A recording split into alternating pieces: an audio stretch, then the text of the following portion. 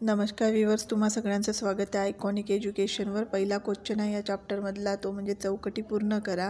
तर खेत्रीच्या महाराजांना स्वामीजींनी दिलेल्या उत्तराची वैशिष्ट्य, या प्रश्नाचं उत्तर येईल तर्कसंगत आणि दुसऱ्या ब्रॅकेटमध्ये लिहावं लागेल तर्कशुद्ध।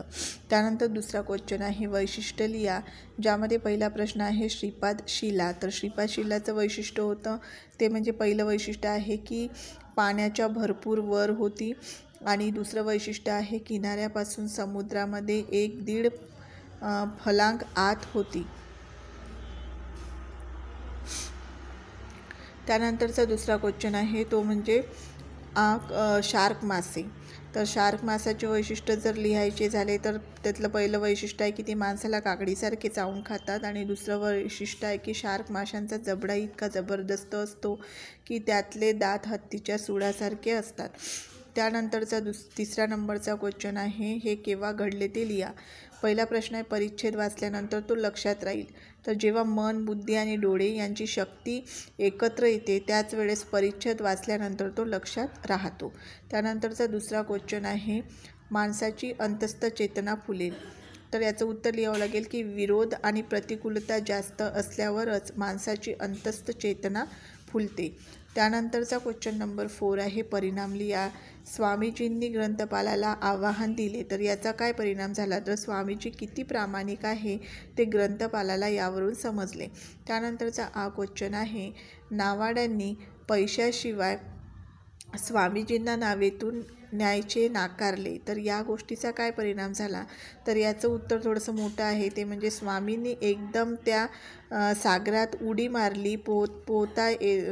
पोहत स्वामीजी त्या शिलाखंडावर पोचले आणि त्या नावाड्याच्या लक्षात आलं की हा संन्यासी सामान्य मनुष्य नाही आहे, हा कुणीतरी अद्वितीय शक्तिशाली मनुष्य आहे। त्यानंतरचा नेक्स्ट क्वेश्चन आहे तुमचे मत लिहा। त्यापैकी पहिला प्रश्न आहे ग्रंथपालाने स्वामीजीच्या शिष्याजवळ त्यांच्या ग्रंथ वाचनाबद्दल व्यक्त केलेले मत। तर 1 दिवसामध्ये 1 खंड वाचून होणे शक्य नसते। वाचनाचा इतका प्रचंड वेग असलेला माणूस ग्रंथपालाने पूर्वी कधीच पाहिला नव्हता। एखादे पुस्तक वरवर चाडून ते आपल्या उपयोगाचे नाही हे लक्षात आल्यावर काही वाचक ते पुस्तक परत काढतात, पण स्वामींना मात्र दिवसाला 1 खंड याप्रमाणे 3 दिवसात 3 खंड वाचून परत केले। हे 3 खंड स्वामींनी वाचले असतील यावर ग्रंथपालाचा विश्वास बसला नाही। काही वाचक आपल्याला वाचन आवड आहे असा अभ्यास निर्माण करतात आणि छाप पाडायचा प्रयत्न करतात। बरेचसे बंधू लोकांच्या धार्मिक भावनांचा दुरुपयोग करतात, या मार्गाने पैसे कमवण्याचा प्रयत्नही करतात। त्यानंतरचा प्रश्न आहे तो म्हणजे पैसे घेतल्याशिवाय स्वामीजींना श्रीपाद शिलेवर न नेणाऱ्या नावाड्याबाबतचे तुमचे मत।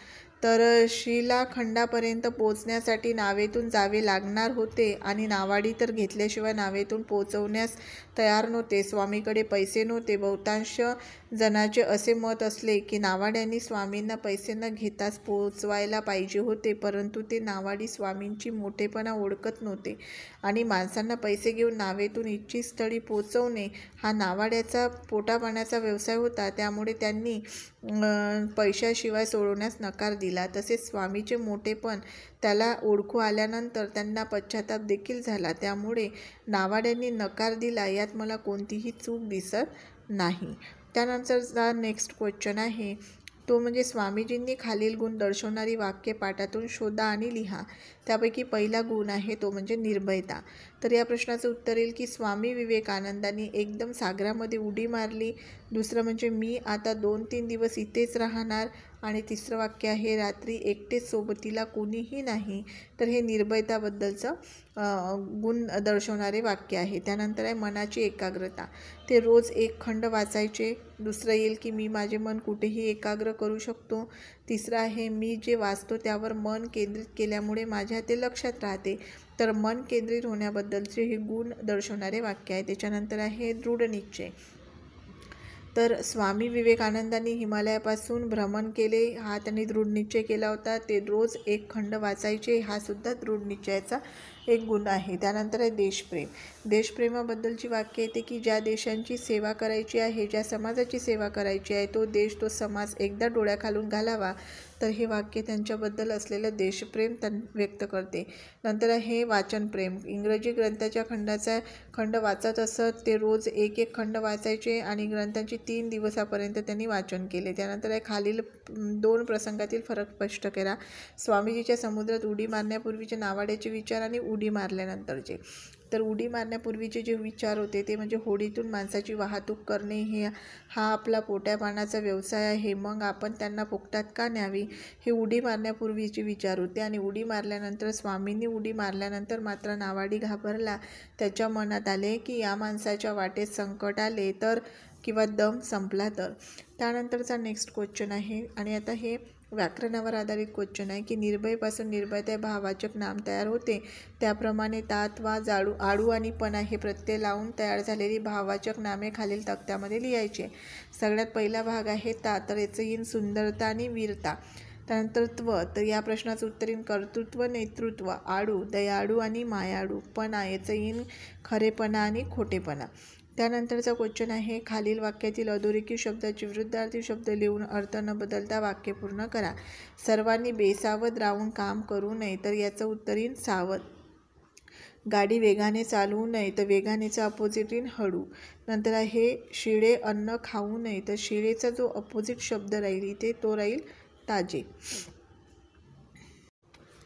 त्यानंतर प्रश्न आहे कोणीही कार्यक्रमाला अनुपस्थित राहू नये, तर या प्रश्नाचं उत्तर येईल उपस्थित. जॉन अप्रामाणिक मुलगा नाही, यामध्ये अप्रामाणिकचा अपोजिट येईल प्रामाणिक. नंतरचा क्वेश्चन आहे खालील चौकटीमध्ये बे हे अक्षर जोडून नवीन अर्थपूर्ण शब्द तयार करा. तर यामध्ये जसं बेसावध आहे त्या पद्धतीने आपण एक शब्द तयार केलेला आहे, तो म्हणजे बेजबाबदार. त्यानंतर बेफिकीर, त्यानंतर आहे बेपरवा आणि बेअब्रू, आणि नंतर एक आणखी 5वा शब्द तयार होऊ शकतो बेईमान. तर अशा पद्धतीने आपण इथे मराठी विषयातील पाठ 11वा यामधील संपूर्ण स्वाध्याय पाहिलेला आहे. यापुढचे व्हिडिओ जे आहे ते तुम्हाला पाहिजे असेल तर प्लीज चॅनलला सबस्क्राईब करा. हा व्हिडिओ आवडल्यास लाईक करा आणि इतर लोकांना शेअर करा. तर भेटूया आपल्या नेक्स्ट व्हिडिओमध्ये. धन्यवाद.